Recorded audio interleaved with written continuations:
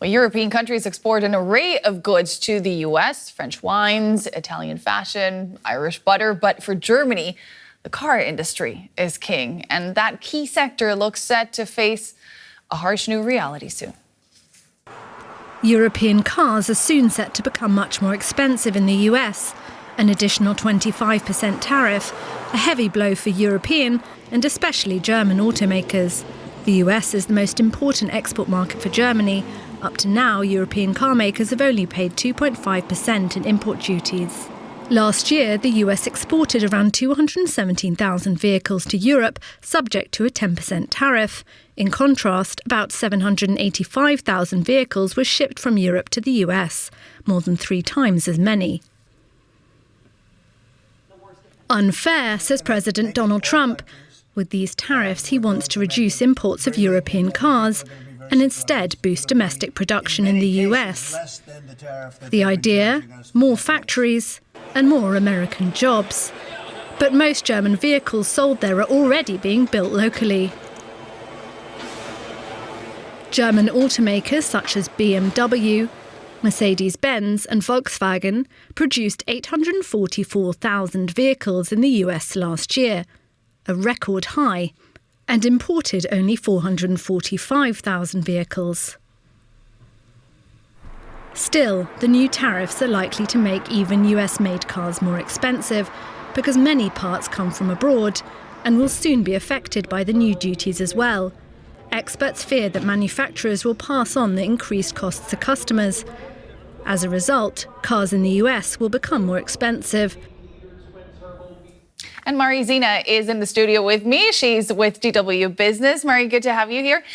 Now, the German economy is very much based on exports, especially the export of car parts and cars as a whole. How vulnerable is the German economy to these tariffs?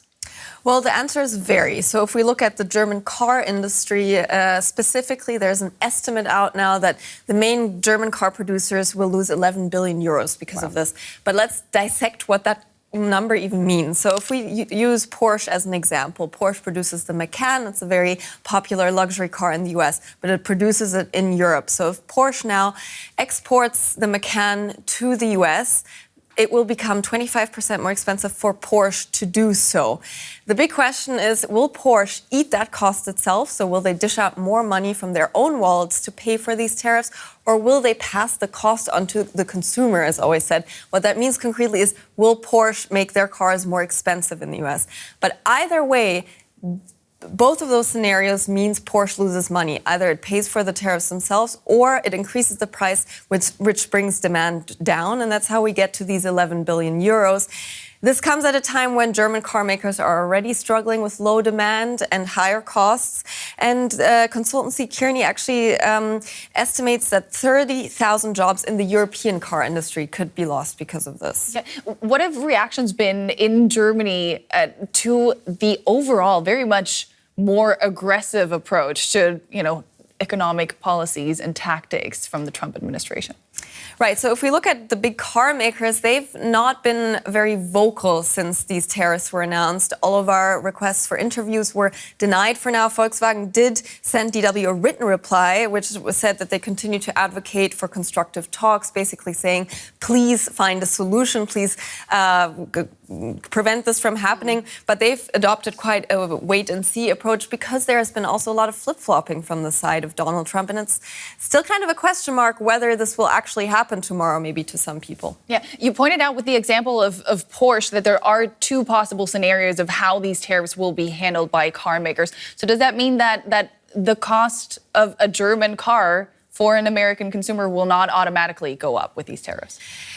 It's relatively certain that the cost will go up. The question is by how much, right? Because 25% tariff is significant, so it's likely that the cost will increase. And right now, the estimates are that any car in the United States will become between $4,000 and $10,000 more expensive. That's because it's not just German cars, but even foreign-made car parts. And this idea of an all-American car is an illusion right now. So most cars in the United States have foreign car parts, so parts that were produced outside of the country.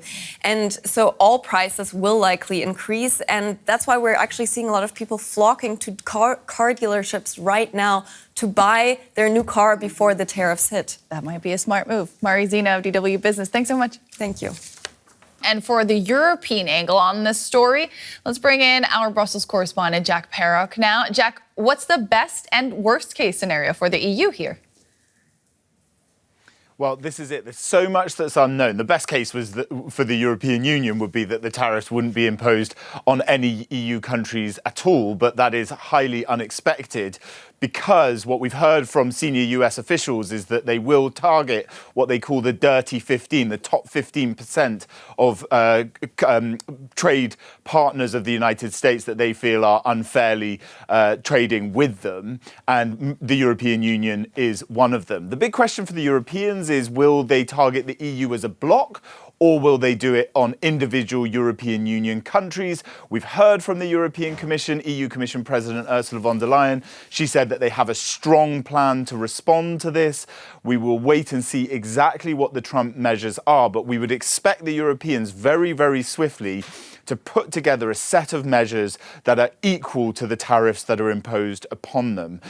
They don't want this. The Europeans, over all of this tariffs trading since Donald Trump came back into the White House, have consistently said that this is bad for everybody on both sides of the Atlantic. Mm-hmm. Let's take a closer look at that strong plan that Ursula von der Leyen says the European Union has. What could the measures there look like?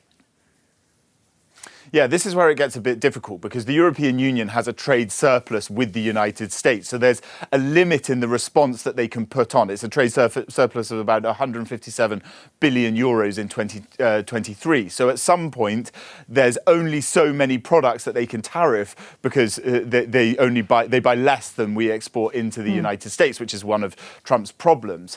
But what the EU does have is a deficit with the United States on services, meaning and especially digital services. So what they can do is they can make it difficult for digital services, so online platforms, to raise funds in the European Union. They could prevent, for instance, cloud-based services from charging EU consumers. That would have a big effect on the digital companies, people like Apple, Google, all of those big players. Again, the EU doesn't want to do this because it would affect their own consumers, but there is talk about how stringent the European Union will be in responding to this. For them, it's also about optics. Donald Trump is coming out with a celebration day, this liberation day that they're called. This is a traditional ally of the European Union.